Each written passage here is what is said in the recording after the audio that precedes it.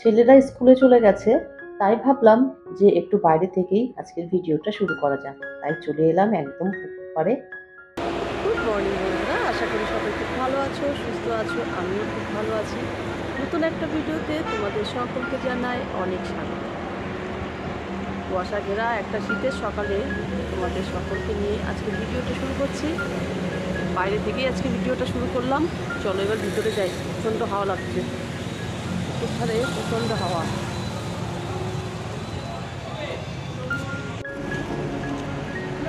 এখন চলে এলাম একদম ঘরের ভিতরে। বাইরে প্রচণ্ড ঠান্ডা, কিন্তু আজকে বেশ ভালো লাগছে। এরকম শীতের দিনে ঠান্ডা না হলে ভালো লাগে বলো? চলে এলাম, এখন তো কাজ করব।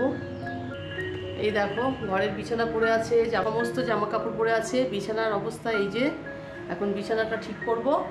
আর সবার আগে একটু চা খেয়ে নেবো, জানো তো, চা না খেলে তো ভালো লাগে না। আর আজকে জাকিয়ে ঠান্ডা পড়েছে, কি করব সেটাই ভাবছি। রান্না বান্না তো করতে হবে। এখন বাজে কিন্তু একদম ঘড়ির কাঁটা পুরো 9টায়।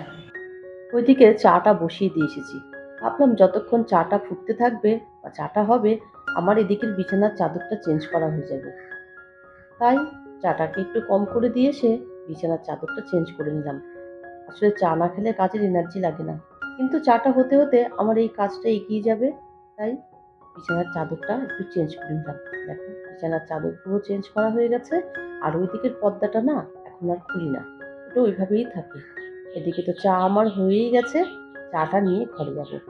প্রায় 9:30 বাজতে চললো। তাই ভাবলাম চায়ের সঙ্গে কিছু একটা খেয়ে নিয়ে কাজে হাত দিই, তাহলে সকালে ব্রেকফাস্টটা আমার হয়ে যাবে। তাই চা নিয়ে নিলাম, দুটো বিস্কুট নিলাম, একটা কেক নিলাম। আর ছেলেদের জন্য না আজকে মোগলাই করেছিলাম, মানে মোগলাই পরোটা, ছোট ছোট মিনি মোগলাই পরোটা করেছিলাম। সেটা দিয়েই এখন খেয়ে নিয়ে কাজে হাত দেবো। আশা করি এই ব্রেকফাস্টেই আমার আজকে চলে যাবে। চলো চাটা খেয়ে নিই বসে। আর রিজু যাওয়ার আগে এই কাগজটা হাতে ধরিয়ে দিয়ে গেল যে মা পড়ো। বিশেষ কোনো কাগজ নয়, এটা একটা চ্যারিটির জন্য, মানে স্কুল থেকে কিছু ডোনেট করতে হবে প্রত্যেক স্টুডেন্টকে, সেটাই দিয়েছে। আর স্কুল মানেই তো বুঝতে পারছো, আজকে এটা কালকে ওটা দিতেই হয়। সেই কাগজটাই আমি একটু পড়ে দেখছিলাম। যাই হোক, চা তো খেয়ে নিলাম বসে, এবার কাজে হাত দেবো। চলো বাইরের দিকে যাই। বাইরে এসে দেখলাম এই যে দুইজন এসে গেছে, এদেরকে একটু খেতে দিয়ে নিই। তারপরে দেখো আজকে উচ্ছেগুলো পেরে নেব। ঘরে যেহেতু অনেকগুলো উচ্ছে ছিল, তাই এগুলো আর পারছিলাম না। কিন্তু দেখলাম যে উচ্ছেগুলো পেকেই যাচ্ছে, তাই আজকে উচ্ছেগুলো সবকটাই পেরে নেব। প্রায় সময় কিন্তু গাছ থেকে উচ্ছে পেরে খাওয়া হয়, তাই আজকে আর উচ্ছেগুলো রাখবো না, যেহেতু পেকে যাচ্ছে। এই দেখো এতগুলো উচ্ছে হয়েছে, এই টবের মধ্যেই রাখলাম। একটা হাতে তো আর ধরছিল না, আর এক হাতে ক্যামেরা, ওই জন্যই এইভাবেই রাখলাম। চলো উচ্ছেগুলো নিয়ে ঘরে যাব। তার আগে দেখো আমার গাছগুলো কেমন হয়েছে। আর এই গাছটা তো দেখতে অসাধারণ লাগে। ফুলগুলো এত সুন্দর ফুটেছে এতটুকু ছোট গাছে, দেখতে কিন্তু ভীষণ ভালো লাগে। বাড়িতে যদি এরকম ফুলের গাছ থাকে দেখতে কি ভালো লাগে না? কিন্তু আমার পক্ষে সবকিছু মেনটেন করা সম্ভব হয়ে ওঠে না, ওই জন্য আমি আর এখন বেশি ফুল গাছ টাছ লাগাই না। এদিকে দেখো উচ্ছেগুলো নিয়ে চলে এসেছি, মোট 6টা উচ্ছে হয়েছে, আর এটা তো পেকেই গেছে। উচ্ছে যখন পেরেছি, আজকে রান্নায় তো উচ্ছে থাকবেই, মানে আজকে উচ্ছে আলু ভাজা করব। আর তার সঙ্গে এই দেখো সয়াবিন আলুর কষা একটা করবো। আজকে আর রান্না বান্না তোমাদের সঙ্গে সেভাবে শেয়ার করতে পারবো না।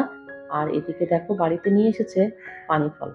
যদিও এটা আমি একদমই পছন্দ করি না, একটা খেতে হয় তাই খাই, কিন্তু এটা আমার একদম পছন্দের ফল নয়। এটাকে আমি খেতে ভালোবাসি না। 2 প্যাকেট নিয়ে এসেছে, 1 প্যাকেট তো ঢেলে রাখি, তারপর একটা প্যাকেট ফ্রিজে রাখবো, পরে না হয় খাবে। ওদের জন্যই রেখে দিলাম। তারপর তো ঘর গোছানোর পালা।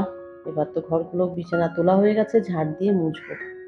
সবার আগে ঘরটাকে ভালো করে ঝাড় দেবো। আর ওই ঘরটা অন্ধকার দেখতে পাচ্ছ, ওই ঘরের আজকে যেহেতু কুয়াশা, তাই জানালাটা খোলা হয়নি। ভাবলাম জানালা খুললে কুয়াশাটা ঘরে ঢুকে সমস্ত বিছানাগুলো একদম নরম হয়ে যাবে, তাই জানালাটা বন্ধই রেখে দিয়েছি। লাইটটা অফ করা আছে, মানে একদম অন্ধকার হয়ে আছে। চলো ঘরগুলো আগে ঝাড় দিয়ে নিই, নিয়ে যাবো সোজা রান্নাঘরে। রান্নাঘরে তো চলে এসেছি, আজকে আর রান্না বান্না করছি না। ভাবলাম সবার আগে রান্নাঘরটা একটু ভালো করে ক্লিন করব। প্রত্যেকদিন রান্না করতে এত দেরি হয়ে যাচ্ছে না, যে রান্নাঘরটা আমি মনের মতন করে সুন্দর করে আর মুছতে পারছি না, মানে পরিষ্কার করতে পারছি না। যা হোক করে একটু মুছে বেরিয়ে যাচ্ছি। কিন্তু এইভাবে রাখলে তো রান্নাঘরটা নোংরা হয়ে যাচ্ছে বেশি, তাই ভাবলাম আজকে আমি একটু ভালো করে হাত দিয়ে মুছে পরিষ্কার করে নেব, তারপরে রান্না বান্না শুরু করব। তাই সবার আগে একটু ভালো করে ঝাড় দিয়ে নিলাম, নিয়ে এবার ভালো করে হাত দিয়ে মুছে নেব। যতই মপ দিয়ে মোছা হোক না কেন, হাত দিয়ে মুছলে কিন্তু ঘরগুলো পরিষ্কারই হয়। কিন্তু এতগুলো ঘর হাত দিয়ে মোছা কখনোই সম্ভব নয়, তাও আবার একার হাতে। যদি একটা হেল্পিং হ্যান্ড থাকতো, হয়তো আরো সুন্দর করে ঘর বাড়িগুলোকে গুছিয়ে রাখতে পারতাম। যাক, কি আর করা যাবে, নিজের সংসার নিজেকেই করতে হবে। আসলে কি বলতো, আমরা মেয়েরা আর কিছু করি না করি, এই সংসার ধর্মটা পালন করি, কারণ সংসারটাই হচ্ছে আমাদের একমাত্র জায়গা। এদিকে তোমাদের সঙ্গে কথা বলতে বলতে রান্নাঘর মুছে নিলাম, রান্নাঘরের ম্যাটগুলো পেতে নিয়েছি, আর রান্নাঘরটাকে সুন্দর করে গুছিয়ে ফেলেছি। এইবার বারান্দায় চলে এলাম, ভাবছি এটাও একটু হাত দিয়ে মুছে নেব। আর দেখবে, কাজ করতে করতে না কাজের এনার্জি লেভেলটা কিন্তু অনেকটা বেড়ে যায়। একটা কাজ করতে করতে মনে হয় এটাও এইভাবে করে ফেলি, আমার তো হয়। যাই হোক, আজকে আর রান্না বান্না তোমাদের সঙ্গে একেবারেই শেয়ার করলাম না। ওই যে বললাম, উচ্ছে আলু ভাজা করেছিলাম, সয়াবিন আলুর তরকারি করেছি, আর বেগুন পোড়া করেছিলাম। তাই আর রান্না বান্নাটা সেভাবে তোমাদের সঙ্গে শেয়ার করলাম না। সন্ধ্যা হয়ে গেছে, সন্ধ্যাবেলা দেখো এই পাঁপড়টাকে ঢেলে রাখছি। ডালের সঙ্গে এই পাঁপড় ভাজা কিন্তু দারুণ লাগে। আর এই যে শীতের স্পেশাল জয়নগরের মোয়া, এটাও সন্ধ্যেবেলা খেয়ে এক কাপ চা খেয়ে ছেলেদের নিয়ে পড়তে বসাবো। আর এই মোয়া দেখলেই কিন্তু আমার বাপির কথা ভীষণ ভীষণ মনে পড়ে। সেই কলকাতা থেকে নিয়ে আসা সেই মোয়ার স্বাদ যেন অতুলনীয়। এমন কিছু কিছু জিনিস আছে যেন আমার বাপি ছাড়া সেগুলো আর কেউ পারতো না। তাই বাপিকে সবসময় খুব মিস করি। আজ তাহলে এই পর্যন্ত। আমার ভিডিওটা ভালো লাগলে like, comment, share and subscribe করো। সবাই খুব ভালো থেকো, সুস্থ থেকো। টাটা।